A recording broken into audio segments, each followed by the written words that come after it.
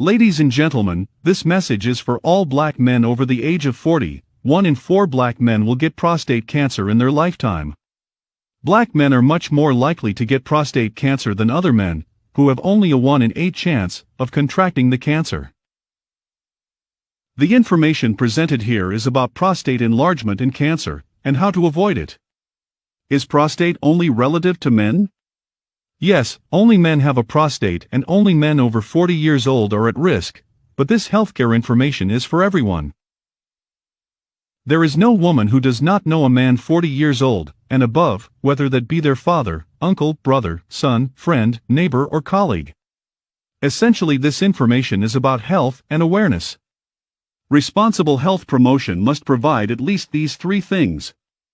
1. Information. 2. Reassurance. 3. A plan of action. Let me start with some background information on prostate health. Everyone has a pair of kidneys. The job of the kidney is to remove waste. It is the waste management system of your body. Every day your blood passes through the kidney several times to be filtered. As the blood is filtered, urine is formed and stored in a temporary storage tank called the urinary bladder. If there were to be no urinary bladder, as a man walked down the road his urine would be dripping at the same time. Now just for a moment think of the plumbing work in your house. Think of the urinary bladder as the overhead water storage tank. From the storage tank, a good plumber will run pipes to other parts of the house, including the kitchen. Well, God, in His infinite wisdom, ran pipes from our urinary bladder to the tip of the penis.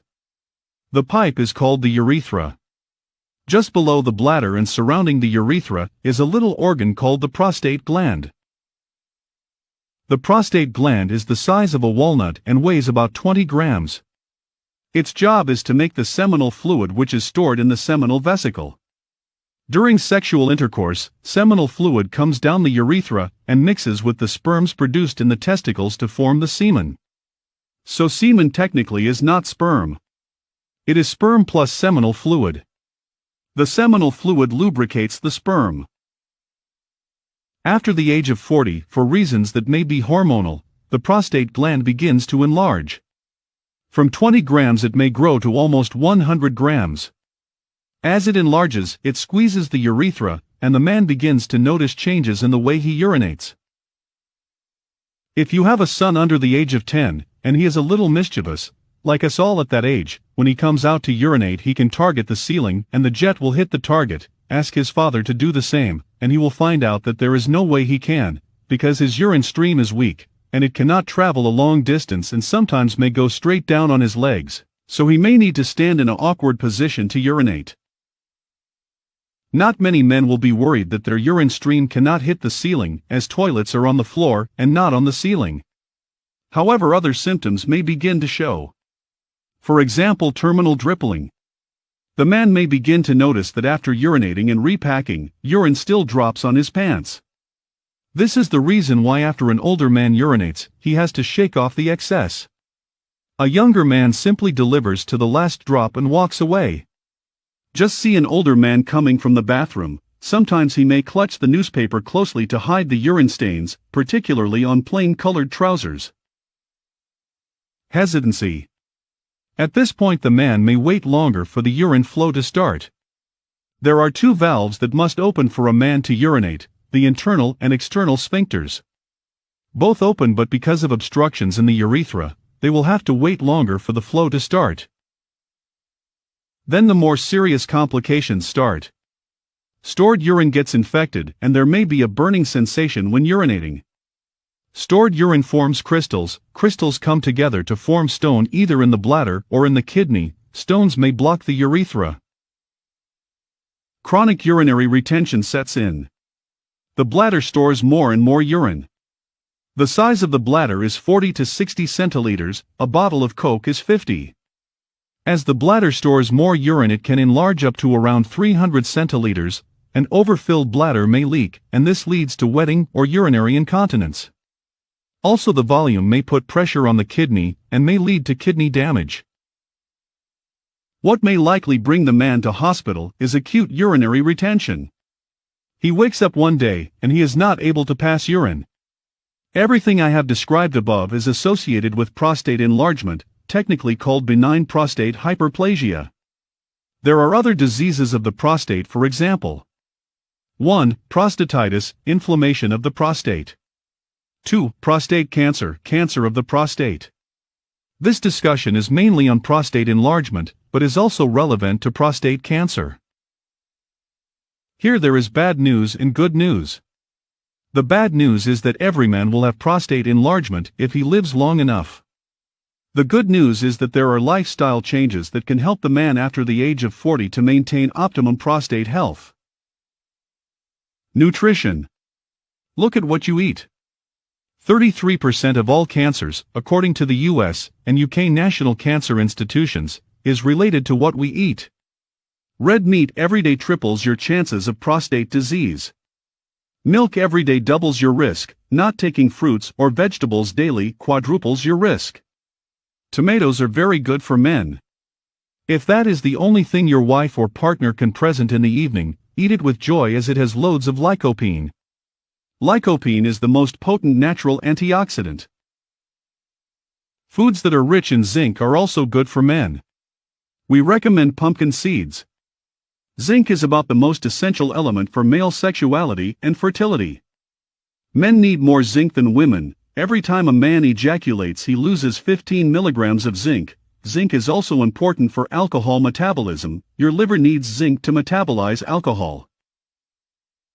Alcohol consumption. As men begin to have urinary symptoms associated with prostate enlargement, it is important they look at alcohol consumption. More fluid in means more fluid out. Drink less and drink slowly. Exercise. Exercise helps build the muscle tone.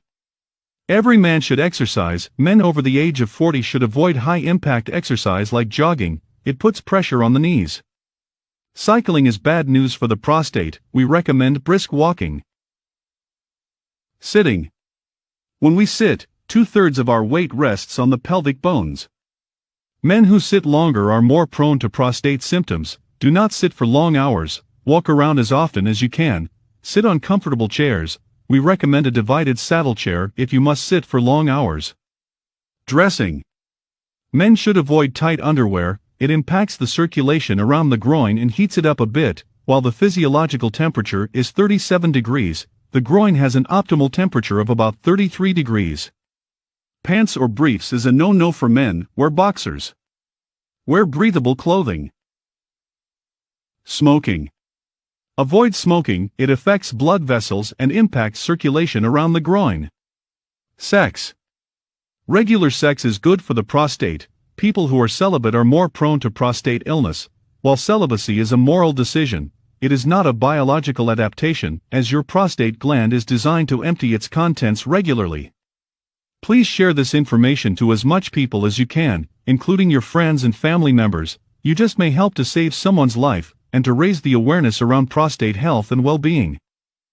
Thank you for watching this prostate health information video. This lovely home outside Denver, Colorado suddenly went up in flames. I have a fire. I need the fire department here. Inside your house? Yes, inside my house. Hang up the phone and evacuate the residence. The newly furnished 4-bedroom, 3-bath home with a nice kitchen was completely destroyed. And you won't believe what caused the fire. An ordinary 9-volt battery like these, the kind we all have in our homes. Never thought in a million years that that could be the cause of the fire. David Miller made a habit of tossing old batteries in a paper bag in his garage for recycling later, including the 9 volts he used in all his smoke detectors. But little did he know, there's a small but hidden danger. 9-volt batteries can cause a fire in a very unexpected way. It can happen when metals like steel wool touch both the positive and negative terminals at the same time, creating a current. This can cause sparks and heat up the battery. When you apply a 9-volt battery, this is what you get. Just check out these videos online. 9 volts are used as a quick method to start fires outdoors. Apparently one of the batteries came into contact with another, and a couple hours later I had a fire in my garage. Fire investigators dug through the rubble in the garage and found the burned out batteries. You can still see their outline. You can see the square shape of the case here, and right behind it there's a second battery. So how dangerous can 9-volt batteries be? To demonstrate, we had Nassau County, New York Fire Marshal Vinnie McManus simulate a fire that can break out inside anybody's junk drawer. When the battery is in a drawer and comes in contact with other metal objects, that's where that spark can occur and the fire can happen. First, the drawer smokes and then quickly goes up in flames. You can see a simple fire in a kitchen drawer, how quickly it can extend to involve that whole cabinet and the upper cabinets and cause amazing devastation very quickly. There are steps you can take to avoid a fire. First, always keep the batteries in their packages before use. Second, don't carry 9-volt batteries in your pocket. Keys and coins can short the battery. And third, cover the terminals of all loose batteries with electrical tape. It's a simple solution. It only takes a minute, and it can potentially save your life. I have a fire. Just to be clear, it's only 9-volt batteries that have this problem.